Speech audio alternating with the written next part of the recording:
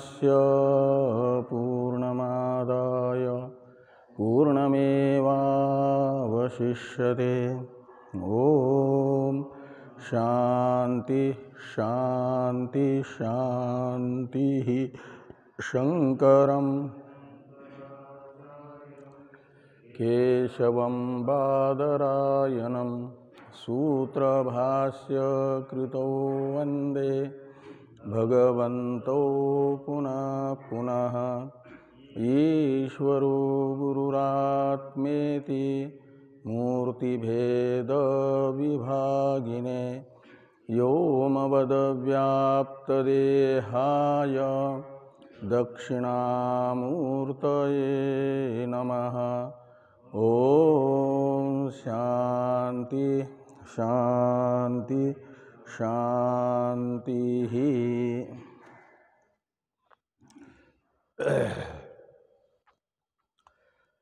ब्रह्म सूत्र के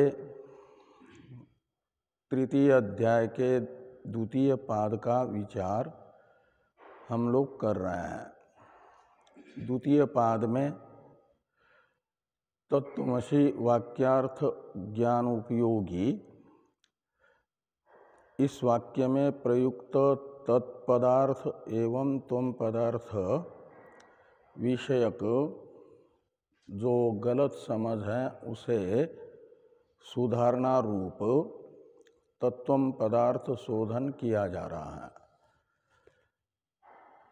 इस पाद में कुल 8 अधिकरणों में से शुरू वाले 4 अधिकरणों से त्वम पदार्थ विषयक जो आविद्यक गलत समझ है उपाधि के संसर्ग से कर्ता भोक्तादि रूप त्वमर्थ को माना जा रहा है। यह गलत समझ है। इस गलत समझ को सुधारते हुए ये बताया गया कि वास्तविक त्वमर्थ जागृत स्वप्न सुषुप्ति मूर्छा एवं मरण रूप अवस्था से विलक्षण अवस्था पंचक साक्षी है। इन पांचों अवस्थाओं का साक्षी है। वह चिन्मात्र स्वरूप है। ऐसी त्वम पदार्थ विषयक समझ आने का नाम है। जिसकी समझ ये हो गई त्वम पदार्थ विषय यानी स्वयं अपने विषय में अपने आप को जो इन जागृत आदि अवस्था पंचक का भोक्ता न समझ करके इन अवस्थात्रय का अवस्था पंचक का साक्षी अनुभव कर रहा है माना जाता है, उसे तत्त्वमसि वाक्यांतर्गत तत्पदार्थ का शास्त्र को विवक्षित जो स्वरूप है वो समझ में आ गया। यानी त्वम पदार्थ शोधन उसका परिपूर्ण हो गया। पंचम अधिकरण से लेकर के अष्टम अधिकरण तक अंतिम 4 अधिकरणों से भगवान वेदव्यास जी तत्त्वमसि वाक्यांतर्गत तत्पदार्थ विषयक जो ईश्वरवादियों में भी गलत समझ है। सबके दृष्टि में ईश्वर एक जैसा नहीं है, अलग अलग है। तत्पद का वाच्यार्थभूत ईश्वर वह उनकी गलत समझ है। तत्पदार्थ विषयक तत्पदार्थ का वह पारमार्थिक स्वरूप नहीं अपितु औपाधिक स्वरूप है। और स्वस्वरूप उसका जो निश्चित होगा उसका निर्धारण करने के लिए ये अंतिम अधिकरण चतुष्टय है इस पाद का। तो पंचम अधिकरण के हम लोग 4 सूत्रों का विचार कर चुके हैं। इससे अभी तक ये निश्चित हुआ कि तत्पदार्थ स्वरूपतः निर्विशेष है और सविशेषता उसमें परमार्थतः नहीं है, परमार्थतः वह निर्विशेष ही है। ऐसा अरूपवद एव ही तत्प्रधानत्वात् यहाँ तक के सूत्र से सुनिश्चित होने के बाद पूर्व पक्षी के मन में एक आशंका उपस्थापित हुई। उस आशंका का समाधान पहले पंचम सूत्र से समाधान करने से पहले आशंका को बता रहे हैं भगवान भाष्यकार, पूर्व पक्षी के मन में जो उत्पन्न हुई है। उस आशंका को देखिए पाद के 14वें सूत्र के अंत में एक वाक्य में वह आशंका बताई है। का तरही आकारवद विषयानां श्रुतीनां गति इति, यानी यह आशंका है पूर्व पक्षी के मन में। तरही का अर्थ है यदि परमात्मा को निर्विशेष बताने वाली श्रुतियों के आश्रय से आप परमात्मा परमार्थतः निर्विशेष ही है ऐसा अवधारित करोगे, सुनिश्चित करोगे, तब तो ये तरही शब्द का अर्थ निकलेगा। तब आकारवद विषयानाम श्रुतीनाम का गति, तो ब्रह्म को सविशेष बताने वाली जो श्रुतियाँ हैं, आकारवत, इसमें आकार शब्द का अर्थ है विशेष, और आकारवत का अर्थ निकलेगा विशेषवत, यानी सविशेष ब्रह्म विषयक जो श्रुतियाँ हैं, षोडशकल ब्रह्म है तो चतुष्पाद ब्रह्म है, सत्य कामत्वादि गुणों वाला ब्रह्म है, ऐसा बताने वाले श्रुति वचनों को कहा जाएगा आकारवद विषय श्रुतियाँ। और उनकी गति क्या होगी, यानी प्रामाण्य कैसे सिद्ध होगा। यदि ब्रह्म को निर्विशेषी मानोगे तो ब्रह्म को सविशेष बताने वाली श्रुतियाँ अप्रमाण होगी, उसका प्रामाण्य कैसे सिद्ध होगा, ये पूर्व पक्षी का प्रश्न है। सिद्धांती इस प्रश्न का उत्तर देने वाले सूत्र के अवतरण के रूप में लिखते हैं कि अत आह, अतः का अर्थ है यह आशंका होने पर,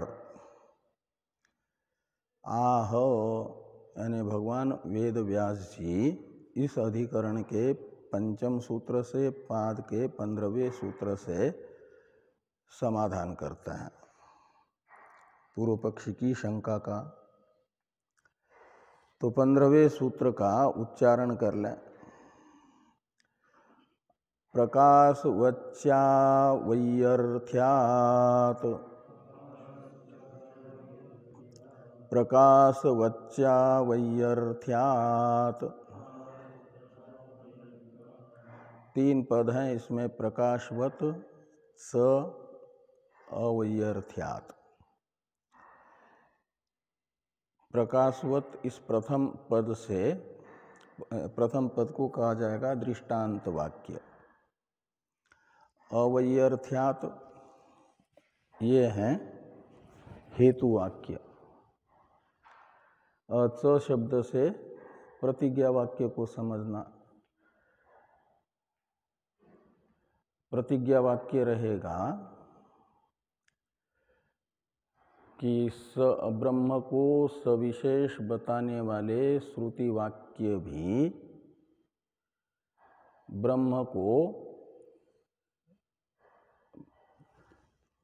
वे प्रमाण होने से सविशेष ब्रह्म है ऐसा स्वीकार करते हैं हम सिद्धांती। यानी ब्रह्म आकारवद अपि अस्माभि स्वीक्रियते, ये स शब्द से सिद्धांति की प्रतिज्ञा लेना कि ब्रह्म सविशेष भी है ऐसा हम स्वीकार करते हैं। कहा ये ब्रह्म को सविशेष स्वीकार करने से ब्रह्म को सविशेष बताने वाली श्रुतियों का हमारे पक्ष में वैयर्थ्य सिद्ध नहीं होगा। वैयर्थ्य का अर्थ है अप्रामाण्य, अवैयर्थ्य का अर्थ निकलेगा सार्थक्य यानी प्रामाण्य। तो ब्रह्म को सविशेष बताने वाली श्रुतियां भी प्रमाण होगी, अप्रमाण नहीं होगी। क्यों? हम ब्रह्म को सविशेष भी स्वीकार करते हैं। कहते हैं ब्रह्म को आप तो निर्विशेष कह रहे हो। कहते जरूर हम निर्विशेष कह रहे हैं, लेकिन ब्रह्म के दो रूप हम मानते हैं, एक सोपाधिक, एक निरूपाधिक। जो निरूपाधिक ब्रह्म है वह तो निर्विशेष ही है। ये हमने पूर्व में 4 सूत्रों से बताया है कि ब्रह्म अरूपवद ही है का मतलब निर्विशेष ही है। ऐसा हम पहले निरूपाधिक ब्रह्म को कह चुके हैं। और ब्रह्म सविशेष भी है, ये जो कह रहे हैं अभी वह ब्रह्म के सोपाधिक स्वरूप को सविशेष बता रहे हैं हम, कि हम ब्रह्म का सोपाधिक स्वरूप सविशेष है ऐसा भी स्वीकार करते हैं। कि इसके लिए कोई दृष्टांत जो उपाधि निरपेक्ष स्वतः तो निर्विशेष हो, निराकार हो, और उपाधि के संबंध से सविशेष प्रतीत हो, साकार प्रतीत हो, ऐसा कोई दृष्टांत। तो कहते दृष्टांत है, तो पहले पद से दृष्टांत बताया प्रकाशवत। इसमें वत शब्द प्रकाश में दृष्टांतत्व बताता है। ये प्रकाश ये दृष्टांत है। जैसे प्रकाश स्वतः निराकार है, प्रकाश का कोई सीधा, टेढ़ा, त्रिकोण, चतुष्कोण या गोलाकार आदि रूप नहीं है। प्रकाश ऐसा होता है क्या? नहीं होता है। स्वतः जो प्रकाश है, उपाधि रहित प्रकाश है, वह बिल्कुल निर्विशेष है, निराकार है। लेकिन कोई साकार उपाधि है और वो साकार उपाधि घड़ा आदि गोल है, तो घटा का और उसमें जो रखा हुआ दीप है, उससे फैला हुआ जो प्रकाश है घट के अंदर, वह घट के आकार का प्रतीत होगा कि नहीं होगा? और प्रकाश पुंजात्मक जो चंद्रमा,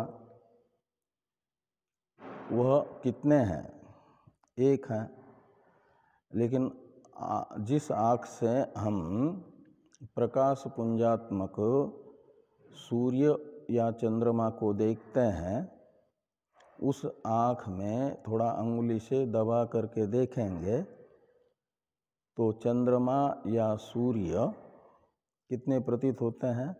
2।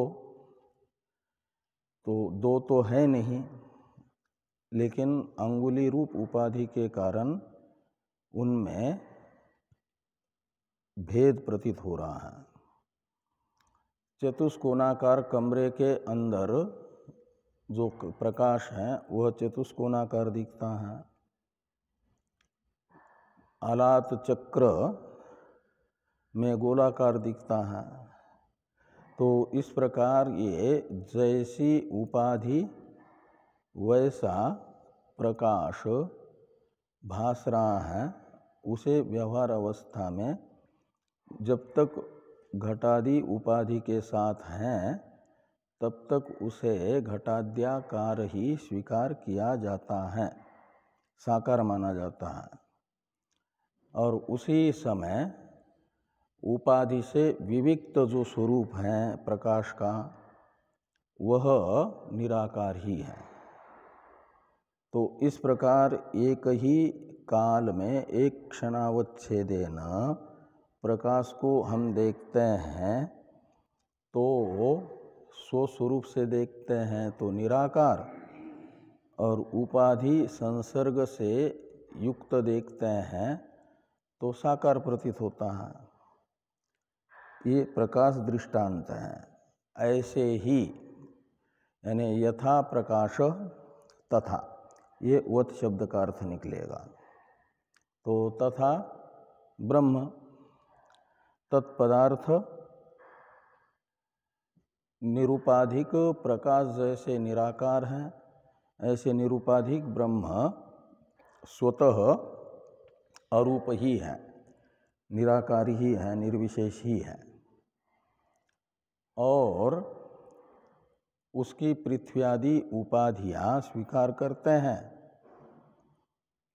कार्य कारणात्मक संसार रूप उपाधि को स्वीकार करते हैं, तो वह उपाधि के आकार का प्रतीत होता है। जैसे प्रकाश घटादि उपाधि के आकार का प्रतीत होता है, वो घटादि उपाधि का आकार आरोपित होता है घटादि उपाधि से उपहित प्रकाश में।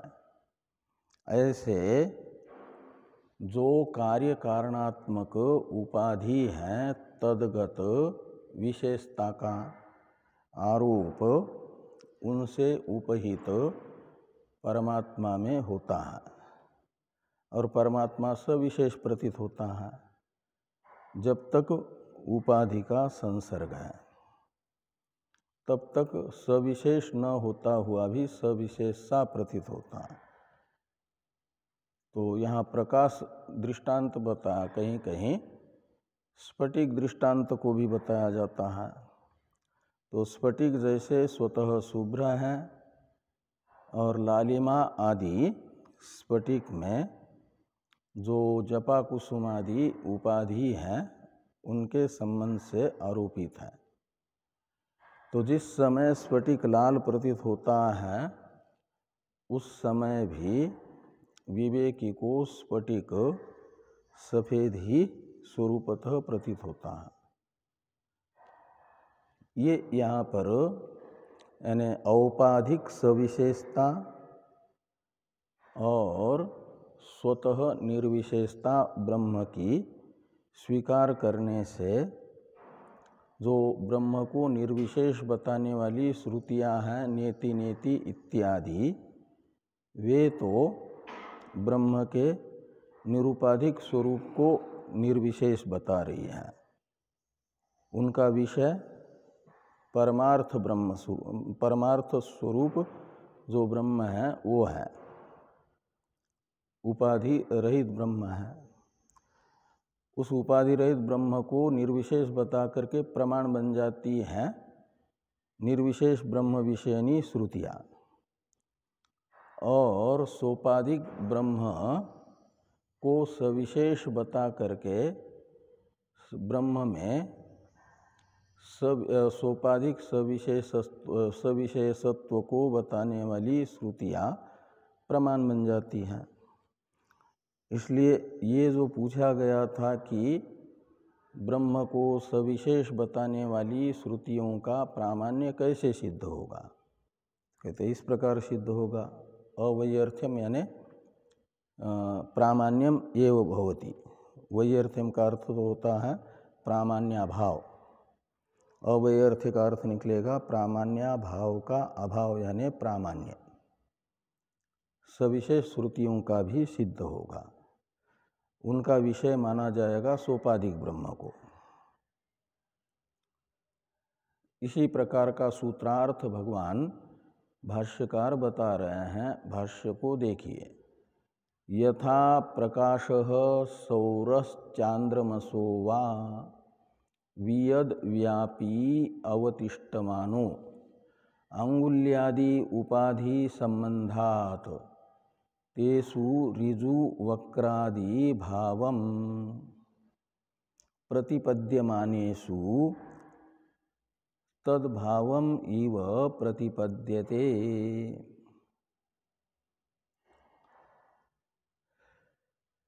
तो कहते हैं जैसे प्रकाश, और प्रकाश कौन सा, तो कहते हैं सौरः चांद्रमसोवा, चाहे सूर्य प्रकाश हो या चंद्रमा का प्रकाश हो रात में। तो दिन में सूर्य का प्रकाश कैसा है, वियद व्यापी अवतिष्ठते, अवतिष्ठमान।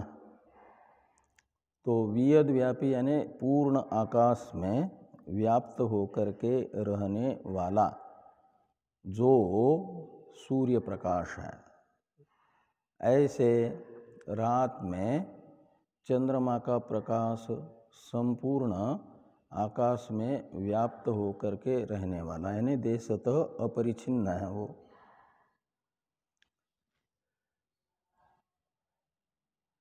उस प्रकाश की उपाधि जो अंगुल्यादि है, अंगुल्यादि में आदि शब्द से घटादि को लीजिए।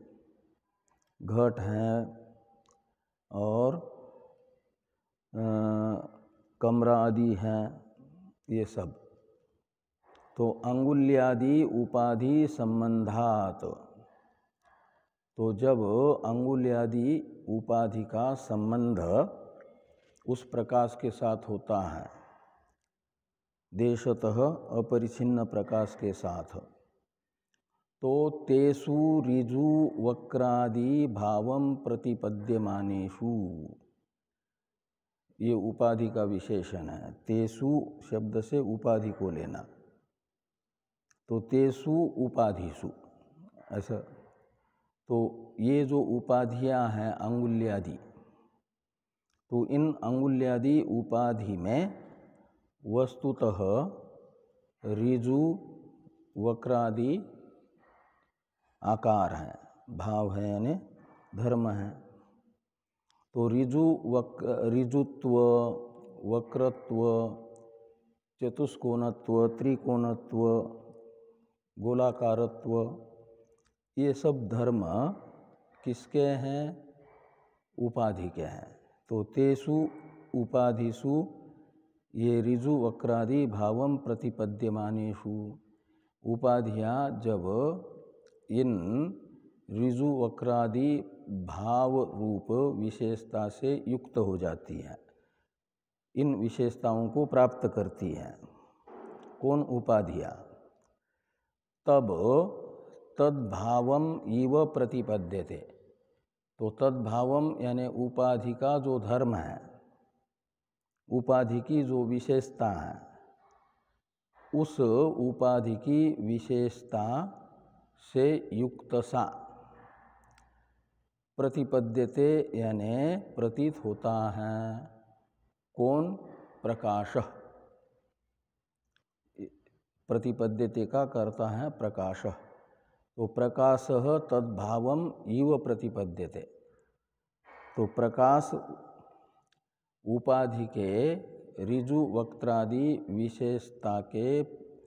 विशेषता से युक्त होने पर भी स्वरूपतः प्रकाश तो ऋजु वक्त्रादि विशेषताओं से रहित ही है, लेकिन उपाधि के संबंध से उसमें ऋजु वक्त्रादि उपाधिगत धर्म युक्तता सी प्रतीत होती है। उपाधिगत ऋजु वक्त्रादि धर्म वाला सा प्रतीत होता है प्रकाश। वस्तुतः वह उस समय भी ऋजु वक्त्रादि आकार से रहित ही है, लेकिन उपाधि के संबंध से प्रतीत हो रहा है। ये तो दृष्टांत हुआ। प्रकाशवत सूत्रस्थ जो प्रथम पद है, इसकी व्याख्या संपन्न हुई भाष्य में। अब च शब्द से ग्राह्य जो है उसका अर्थ कर रहे हैं, च शब्दार्थ यानी प्रतिज्ञा वाक्य का, कि एवं ब्रह्मापि पृथ्व्यादि उपाधि संबंधात तदाकारताम इव प्रतिपद्यते। तदालंबनो ब्रह्मणः आकार विशेषोपदेश उपासनार्थो न विरुध्यते।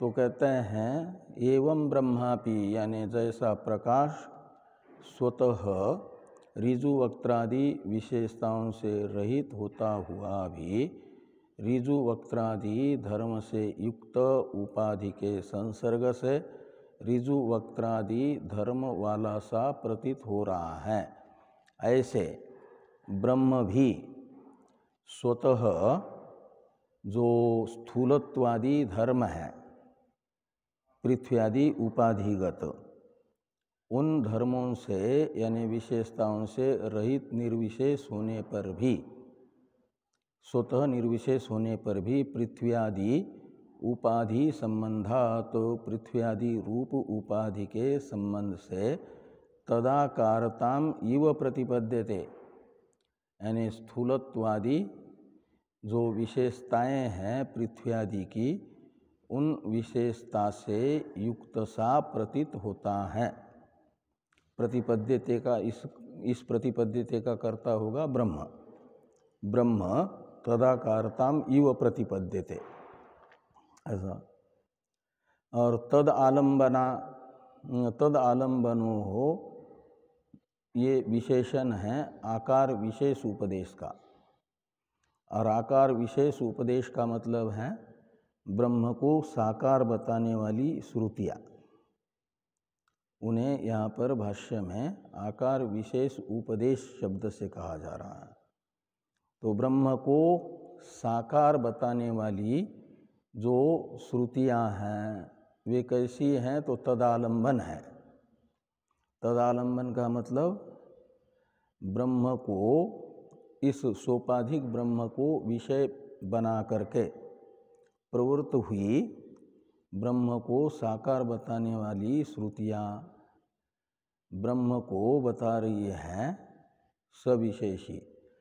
किस लिए, तो कहते उपासनार्थ। तो उपासना के लिए यह श्रुतियों का उपदेश है, यानी श्रुतियाँ उपास्य ब्रह्म को सविशेष बता रही है उपाधि संसर्ग से। क्योंकि उपासना का अर्थ है गुण चिंतनम उपासनम। गुणों के चिंतन का नाम है उपासना, और वह गुणों का चिंतन रूप उपासना की सिद्धि के लिए उपास्य में गुण बताने होंगे, और उपास्य तो स्वतः निर्गुण है। इसलिए उपाधि संसर्ग से जो गुण आते हैं उन गुणों से युक्त सा ब्रह्म को बता रही हैं सोपाधिक ब्रह्म को यह श्रुतियाँ।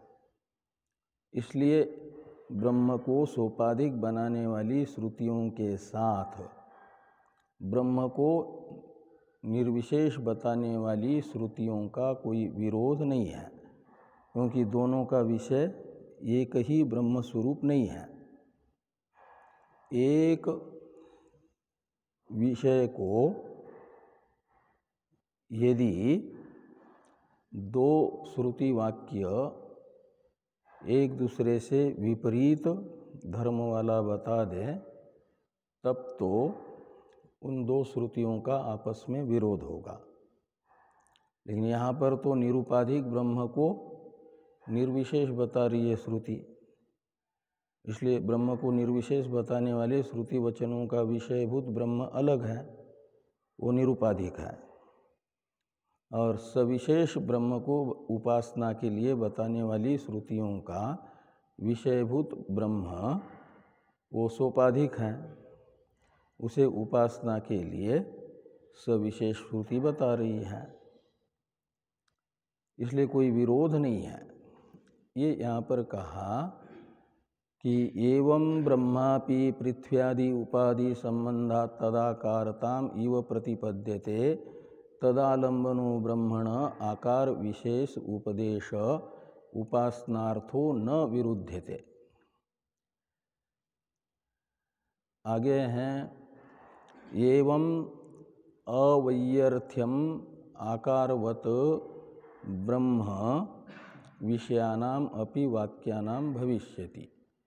एवं यानी ऐसा, ऐसा यानी कैसा कि जो सविशेष ब्रह्म को बताने वाली श्रुतियाँ हैं वे सोपाधिक ब्रह्म विषयनी हैं और उपासना के लिए ब्रह्म में उपाधिगत विशेषताओं का निरूपण ब्रह्म के वास्तविक स्वरूप को बताने के लिए नहीं अपितु उपासना की सिद्धि के लिए बता रही है ब्रह्म को सविशेष। और ऐसा मानने से क्या होगा कि साकार ब्रह्म विषयक श्रुतियों में भी अवैयर्थ्य सिद्ध होगा, का मतलब प्रामाण्य सिद्ध होगा। वैयर्थ्य का अर्थ है प्रामाण्याभाव, अवैयर्थ्यम का अर्थ हो जाएगा प्रामाण्यम। तो ये ब्रह्म को सविशेष बताने वाली श्रुतियों की गति हो जाएगी, सार्थक्य होगा।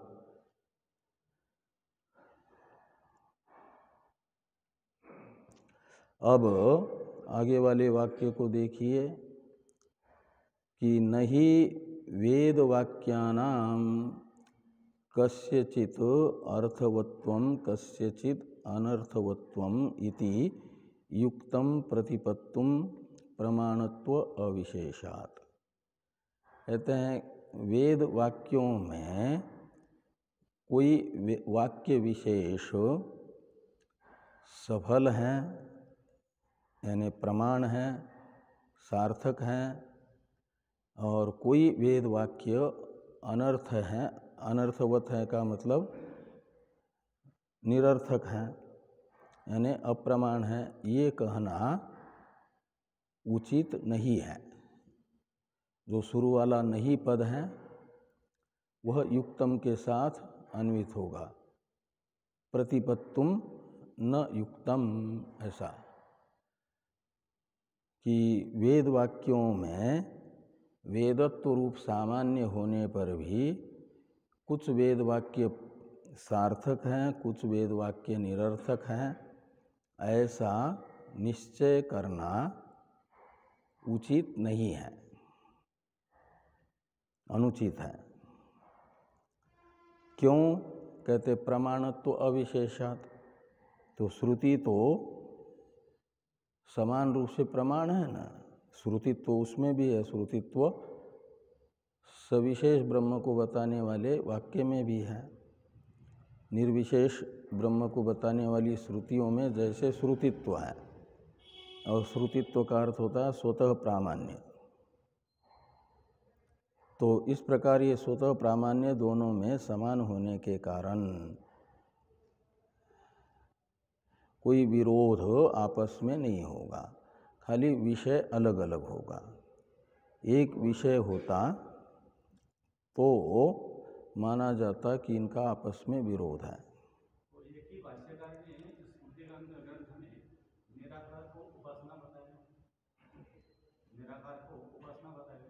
निराकार को उपासना बताया।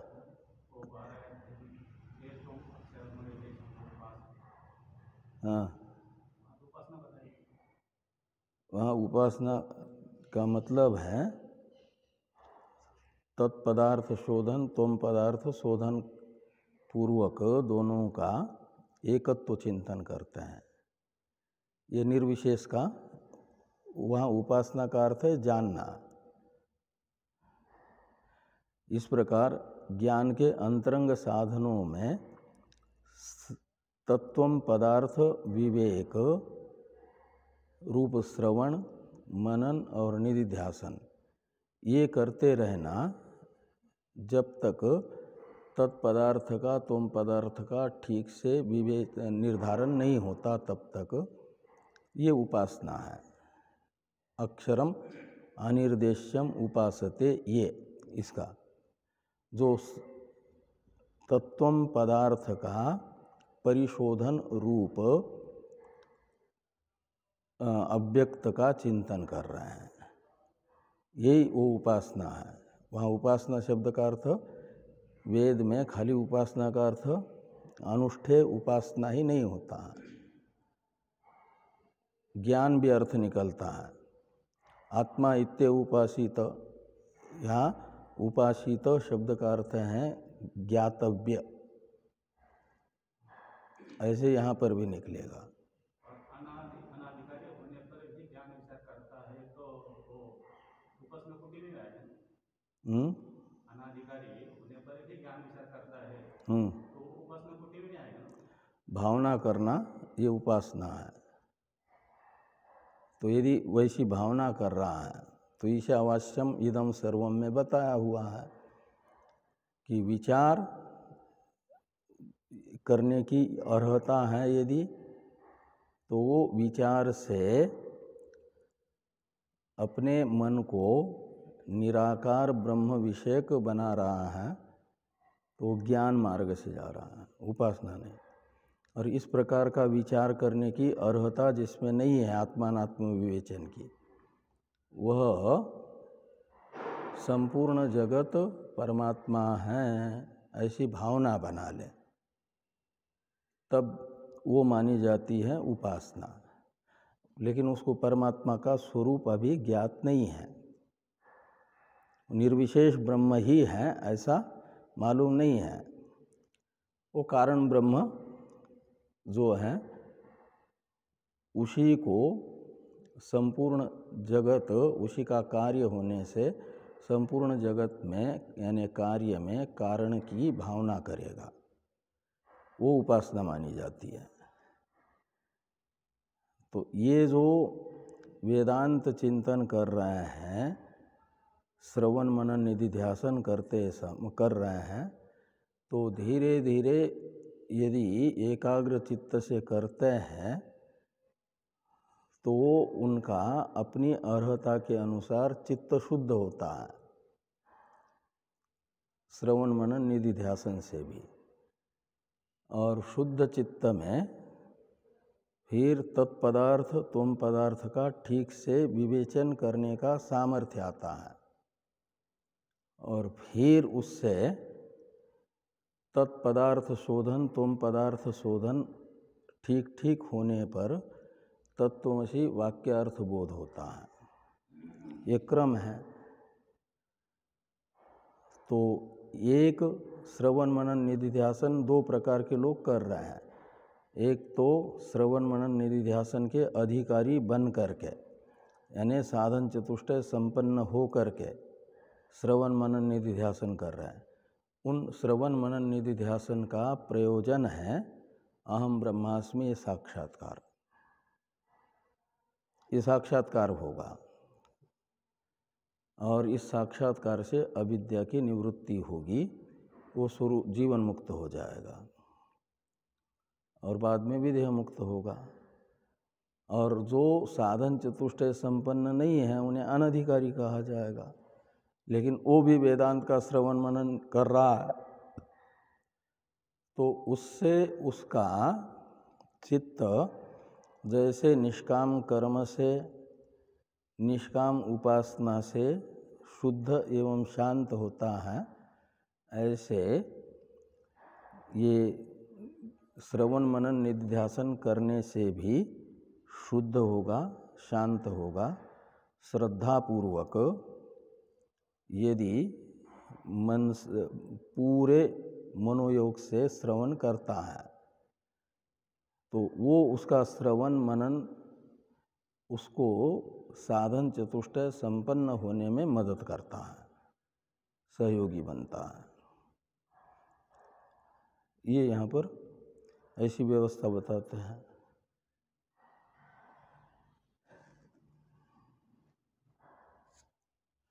तो आगे हैं कि एवं ननु एवं अपि इत्यादि से एक पूर्व में जो विरोध पूर्व पक्षी ने बताया था, उस विरोध का स्मरण करा रहे पूर्व पक्षी, उसका निराकरण फिर सिद्धांति करेंगे। तो पहले पूर्व पक्षी के द्वारा जो स्मरण कराया जा रहा है उसे देखिए। ननु एवं अपि यत् पुरस्तात् प्रतिज्ञातम नोपाधि योगात् अपि उभय लिंगत्वं ब्रह्मणो अस्ति इति तद विरुध्यते। तो इस अधिकरण के प्रथम सूत्र में न स्थानतोपि, इस सूत्रांश से, इसमें स्थान शब्द का अर्थ उपाधि है ना, तो स्थानतोपि का अर्थ है उपाधित अपि। उपाधि संसर्ग से भी ब्रह्म में उभय रूपत्व संभव नहीं है, अपितु ब्रह्म निर्विशेष ही है। ऐसा जो आपने पहले कहा था, आपकी प्रतिज्ञा थी कि उपाधि के संबंध से भी ब्रह्म निर्विशेष ही, सविशेष सिद्ध नहीं होगा, निर्विशेष ही रहेगा। ये जो आपकी प्रतिज्ञा है, इस प्रतिज्ञा की हानि होगी ना। इस प्रकार यदि पूर्व पक्षी कहते हैं तो ये लिखा है कि एवं अपि यत् पुरस्तात् प्रतिज्ञातम, पुरस्तात् यानी इस अधिकरण के प्रथम सूत्र में आपने जो प्रतिज्ञा की थी कि न उपाधि योगातपि, न स्थानतोपि का अर्थ कर दिया, न उपाधि योगातपि उभय लिंगत्वम ब्रह्मण, तो ब्रह्म में उभय लिंगत्व नहीं है, ऐसा आपने पहले जो कहा था। तद विरुध्यते, उस आपकी प्रतिज्ञा के साथ तो विरोध होगा ना। यहाँ पर आप कह रहे हैं प्रकाश के उदाहरण के द्वारा स्वतः ब्रह्म निर्विशेष है और उपाधि संबंध से उसमें सविशेषता है, का मतलब सविशेष निर्विशेष उभय रूप मान लिया ना। तो पहले उपाधि संबंध से भी सविशेषता ब्रह्म में संभव नहीं है, ये जो आपकी प्रतिज्ञा है उस प्रतिज्ञा का विरोध होगा, उस प्रतिज्ञा की हानि होगी यदि उभय रूप ब्रह्म को स्वीकार करोगे तो। ये पूर्व पक्षी ने शंका की, यानी पहले जो प्रतिज्ञा की थी सिद्धांति ने उसका स्मरण कराया। सिद्धांति कहते हैं उस प्रतिज्ञा का भी कोई विरोध नहीं होगा कि न इति ब्रूम, ये सिद्धांति है कि न स्थानतोपि उभयलिंगम ब्रह्मण, उभयलिंगत्वम ब्रह्मण, यहाँ इस प्रतिज्ञा की कोई हानि नहीं होती है। इति वयम ब्रूम, ऐसा हम कहते हैं, हम सिद्धांति कहते हैं। कैसे हानि नहीं होगी इसे स्पष्ट कर रहे हैं कि उपाधि निमित्तस्य वस्तु धर्मत्व अनुपपत्ते, जो उपाधि निमित्तक विशेषता है, जैसे प्रकाश में उपाधि संसर्ग से ऋजुत्व वक्रत्वादि विशेषताएं भास रही हैं, वह प्रकाश में अपना स्वतः स्वरूपभूत धर्म नहीं है। ऐसे पृथ्वी आदि उपाधि के संबंध से ब्रह्म में प्रतीयमान जो स्थूलत्वादि विशेषताएं हैं, वे स्थूलत्वादि धर्म ब्रह्म के वास्तविक नहीं है। वस्तु धर्म का अर्थ है वास्तविक धर्म, यानी ब्रह्म के अपने स्वरूपभूत धर्म नहीं है। तो वस्तु धर्मत्व अनुपपत्ते, उपाधि के संसर्ग से प्रतीयमान विशेषता में वास्तविकत्व अनुपपन्न होने से, उपपन्न न होने से कोई विरोध नहीं होगा। ये यहाँ पर कहा गया। अनुपपत्ति पंचम्यंत हेतु है। तो कहते हैं जब व्यवहार में हम देखते हैं प्रकाश भी सौर प्रकाश हो या चांद्र प्रकाश हो, व्यावहारिक सत्ता वाला है, और उनकी उपाधि जो घटादि है वो भी व्यावहारिक सत्ता वाली है। मतलब व्यावहारिक सत उपाधि के द्वारा जो व्यावहारिक चांद्रादि प्रकाश में प्रतीयमान ऋजुत्व वक्तृत्वादि विशेषताएं हैं, वो भी मिथ्या हो गई। वस्तु धर्म सिद्ध नहीं होने, वास्तविक सिद्ध नहीं हुई विशेषता, कल्पित है उपाधि से। ये वस्तु धर्मत्व अनुपपत्ति का अर्थ है वास्तविकता उसमें नहीं होगी, यानी कल्पितत्व सिद्ध होगा, मिथ्यात्व सिद्ध होगा। तो जहाँ उपाधि भी कल्पित हो, जब सत्य उपाधि के संसर्ग से भासमान विशेषता भी मिथ्या है, तो जहाँ उपाधि भी मिथ्या हो उसके संसर्ग से भासमान विशेषता मिथ्या होगी। इसको क्या कहना है इस विषय में? ये कैमुतिक न्याय दिखाने के लिए कहते हैं कि उपाधीनांच अविद्या प्रत्युपस्थापितत्वात्, तो जो उपाधियां हैं, पृथ्वी आदि उपाधियां वेदांत यानी सिद्धांत में, दार्ष्टान्त में, ये सारी जो पृथ्वी आदि उपाधियां हैं कार्य कारणात्मक, वे अविद्या से प्रत्युपस्थापित है।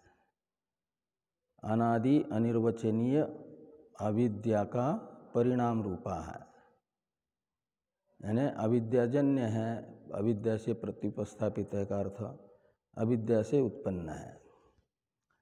तो अविद्यक हो गई यानी कल्पित हो गई। तो सत्याम एवच नैसर्गिक्याम अविद्यायाम, इस पंक्ति, तो ये उपाधि कल्पित होने से ब्रह्म में विशेषताएं कल्पित होगी, इसके विषय में क्या कहना है ये कैमुतिक न्याय इस वाक्य से बता दिया गया।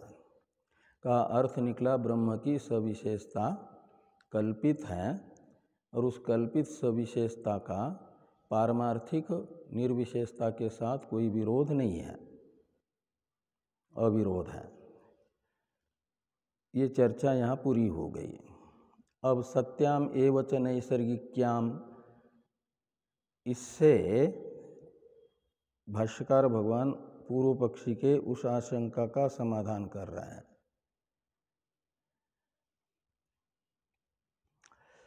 तो कहते हैं यदि सारा जगत अविद्यादि उपाधियां, अविद्यादि से कल्पित ही हैं, पृथ्वी आदि उपाधियां कल्पित है का मतलब मिथ्या है। तो मिथ्या अविद्या सहित संपूर्ण उपाधियों को मान लेने पर ये व्यवहार कैसे संभव होगा कि विष्णु उपास्य हैं, विष्णु भक्त जो वैष्णव हैं वह उपासक हैं, और विष्णु की शालिग्राम में उपासना कर रहा है यानी भावना कर रहा है। शिव उपास्य हैं, नर्मदेश्वर में शिव भक्त शिव की उपासना कर रहा है। इत्यादि जो व्यवहार होता है, इस व्यवहार की सिद्धि कैसे होगी यदि यह सारा द्वैत अविद्या से प्रत्युपस्थापित होने से कल्पित सिद्ध होगा। तो बिना द्वैत के तो विष्णुवादी उपास्य हैं, वैष्णवादी उपासक हैं, यह व्यवहार सिद्ध नहीं हो पाएगा। और द्वैत तो कल्पित है, तो मानना पड़ेगा फिर उपासनादि व्यवहार भी कल्पित है। तो सिद्धांती कहते हैं कि द्वैत यद्यपि वेदांत मत में कल्पित है, लेकिन यह कब कल्पित है यानी बाधित है, जब तत्त्वमसि वाक्यार्थ की अनुभूति हो जाए, साक्षात्कार हो जाए। और तत्त्वमसि वाक्यार्थ का साक्षात्कार होने पर अविद्या सहित अविद्या से प्रत्युपस्थापित पृथ्वी आदि सारी उपाधियाँ बाधित हो जाती हैं। तब तो जिसके लिए सारा संसार बाधित हो गया, समूल अध्यास की निवृत्ति हो गई, उसके लिए व्यवहार की जरूरत भी नहीं है।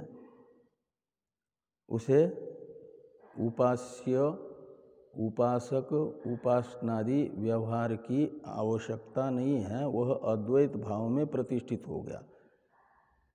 और जिसको जरूरत है वो अज्ञानी है, और उस अज्ञानी को अभी तत्त्वमसि वाक्यार्थ का साक्षात्कार हुआ नहीं है, तो न होने से अभी उसका जो अविद्या प्रत्युपस्थापित द्वैत है, उपाधियाँ वो बाधित नहीं हुई हैं, पृथ्वी आदि उपाधियाँ। तो उन अबाधित उपाधियों को लेकर के ज्ञान की उत्पत्ति से पहले तक उपास्य, उपासना, उपासक आदि व्यवहार की उपपत्ति होगी। उपदेष्टा, उपदेश और उपदिश्य, ये सारा व्यवहार उपपन्न होगा जब तक अहम ब्रह्मास्मि साक्षात्कार से समूल द्वैत का बाध नहीं होता, तब तक ये द्वैत अबाधित है। और द्वैत के अबाधित अवस्था में ये सारा व्यवहार सिद्ध हो जाएगा, उपास्य, उपासनादि। ये यहाँ पर कहते हैं कि सत्याम एव च नैसर्गिक्याम अविद्यायाम, तो जो नैसर्गिकी यानी अनादि अविद्या है, उसके विद्यमान होने पर यानी अबाधित अवस्था में लोक वेद व्यवहार अवतार, तो लौकिक व्यवहार और वेद व्यवहार, वेद में भी कर्मकांडीय व्यवहार और मोक्ष शास्त्रीय व्यवहार, यानी ज्ञान कांड का व्यवहार भी तद विज्ञानार्थम स गुरुमेवाभिगस्य समित पानी श्रोत्रियम ब्रह्मनिष्ठम, ये भी तो एक व्यवहार है। श्रोत्रिय ब्रह्मनिष्ठ आचार्य के पास जाएं, फिर वहाँ उनके चरणों में बैठ करके वेदांत का स्वाध्याय करें, ये सारा व्यवहार एक प्रकार से उपपन्न होता है अविद्या के अबाधित अवस्था में। ये सत्याम शब्द का प्रयोग करने से अविद्या को सती बताया। सती का मतलब अबाधित, सत्य। तो सत्याम एव च नैसर्गिक्याम अविद्यायाम लोक वेद व्यवहार अवतार इति तत्र तत्र अवोचाम, यानी ज्ञान से पहले द्वैत के अबाधित अवस्था में ये सारा व्यवहार उपपन्न होता है, ऐसा हमने स्थान स्थान पर कहा है। अब षष्ठ सूत्र जो इस अधिकरण का है, आह च तन्मात्रम इत्यादि, इसकी चर्चा हम लोग कल करते हैं। ओम पूर्णमदः पूर्णमिदं पूर्णात् पूर्णमुदच्यते पूर्णमेवावशिष्यते पूर्णस्य पूर्णमादाय पूर्णमेवावशिष्यते। ओम शांति शांति शांति। शंकरं शंकराचार्यं केशवं बादरायणं सूत्रभाष्य कृतौ वंदे भगवन्तौ पुनः पुनः। ईश्वरो गुरुरात्मेति मूर्तिभेद विभागिने व्योमवद्व्याप्तदेहाय दक्षिणामूर्तये नमः। ओम शांति शांति शांति।